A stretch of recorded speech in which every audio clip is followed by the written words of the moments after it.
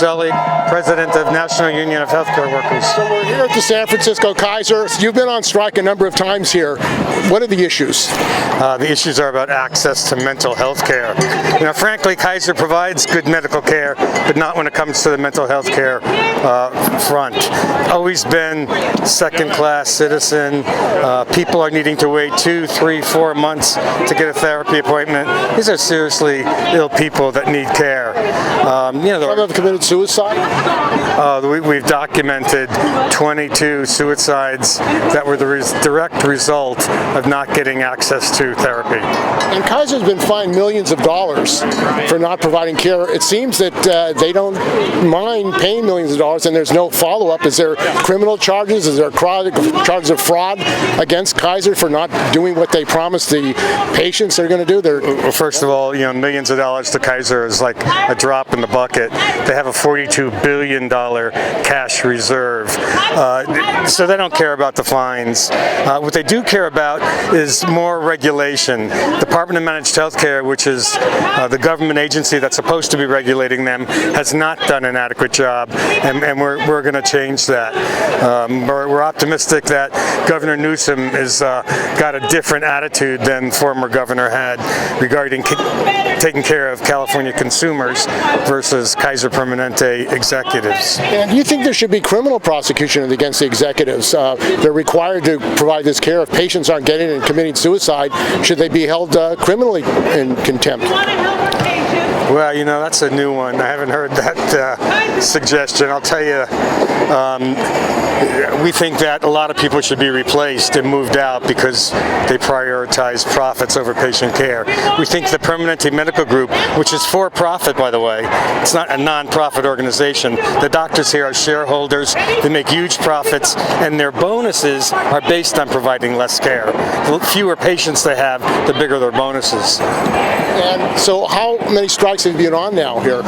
This is on the second statewide strike here in this contract.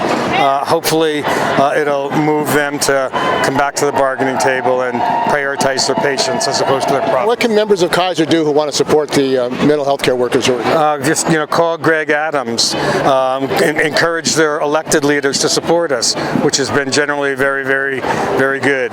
But they should demand adequate care, and if they have a problem, they should go to KaiserDon'tDeny.org, our website, and we'll do everything we can to help them. How are we? Okay?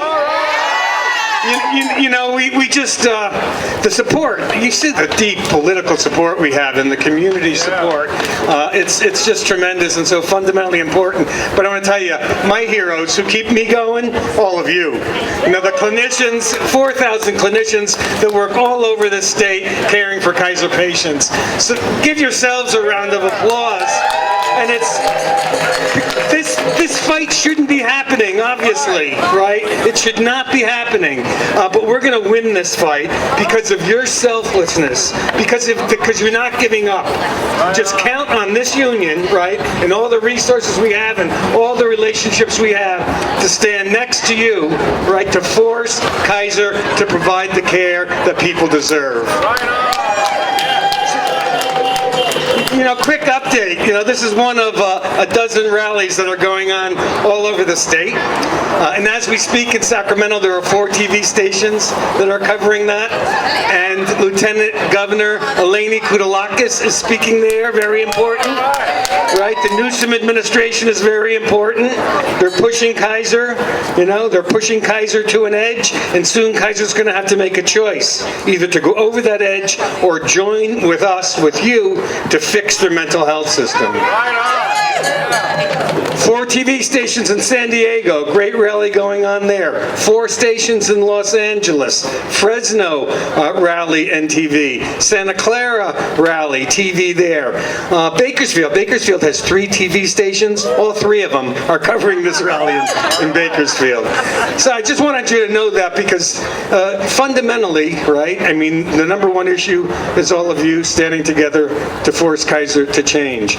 But the number one one reason for this strike is to draw attention, shed light on the Kaiser problems. And all this TV coverage, right, we could never pay for it. It's tremendous. Today, there was an incredible story in the LA Times. We'll email it to you all later this afternoon.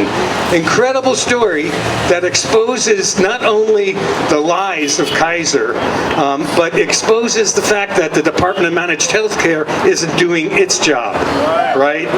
And it's going to, I believe, give us great leverage later this week because of that story. So take a look at that. I just want to, close this rally. I know that people moving around and eat the pizza that the Bernie Sanders campaign bought for us. Just want to close with, hang in there, right? Let's get through this week. We have great things planned for every day. Today is a tremendous success. So appreciate all of you. And it's one other quick thing. Obviously, setting the contract is fundamentally important, and that's the first goal. But to really achieve parity for mental health care, not only in Kaiser but everywhere, it's going to take years, right? And the political support, community support that we're organizing is going to be there with us to make that happen. They're not going to be with Kaiser in the insurance industry. And by example, Phil Ting quickly mentioned, Assemblyman Ting, very important guy in Sacramento. Next month, he's fleshing out a bill that is introducing for us that is going to say that every mental health provider has to provide therapy, regular therapy, within 10 days unless the clinician deems it not necessary. Make it the law. That's the long-term fight that we all have. See you on the picket line.